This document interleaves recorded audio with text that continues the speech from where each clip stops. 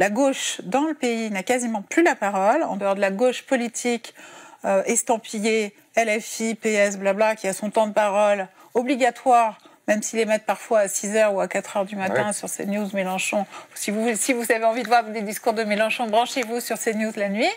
Mais ils ont la parole, maintenant la droite et l'extrême droite a la parole absolument partout. C'est même un travers global dans notre camp, à gauche, cette espèce de puritanisme, ce que Debord appelait le néo-moralisme indigné, et où les affaires de positionnement de qui parle à qui et qui risque d'être contaminé par qui deviennent plus importantes que les causes défendues elles-mêmes. Je le dis a fortiori en 2025, où vraiment est en train, sous nos yeux, de se constituer un continuum, une continuité entre le bloc bourgeois traditionnel, le bloc bourgeois centriste et le bloc d'extrême droite. Je ne suis pas complètement convaincu que tout le monde ait bien perçu que Léa Salamé était une macronienne, fondamentalement, en tout cas du côté de l'ordre. Sur le racisme anti-blanc, je pense que c'est quand même quelque chose qui est vécu, certes par une minorité assez importante, et qui a l'impression, quand on dit que ça n'existe pas, qui a l'impression en fait qu'on nie leur vécu. Les dominants, les dirigeants, les gouvernants ont,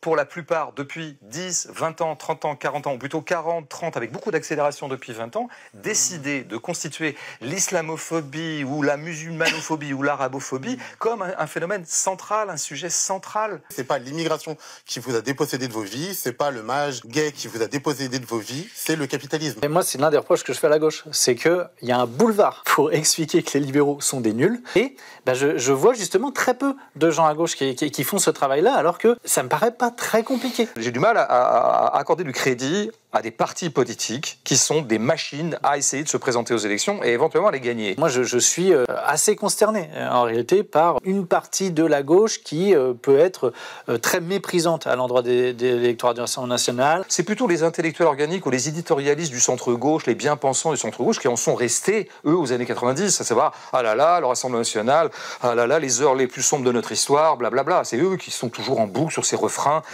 tout en d'ailleurs participant eux-mêmes fondamentalement à l'islamophobie en cours. Ceux qui posent fondamentalement problème, je pense aux racistes actuellement en France, c'est typiquement les Français. C'est typiquement ceux qui, issus de l'immigration, sont parfaitement français. Absolument. En fait, c'est la racaille de banlieue. C'est ça le point névralgique du vote raciste en ce moment en France, dont je pense qu'il est un vote fondamentalement raciste quand même malgré tout. Il faut vraiment qu'on se présente tous les deux aux élections de 2027. Voilà. On vient de prendre une grande décision à QG. On l'appelle les François. Ça n'a pas l'air de t'enthousiasmer cette Si, à fond. Non, je te sens hyper chagrin.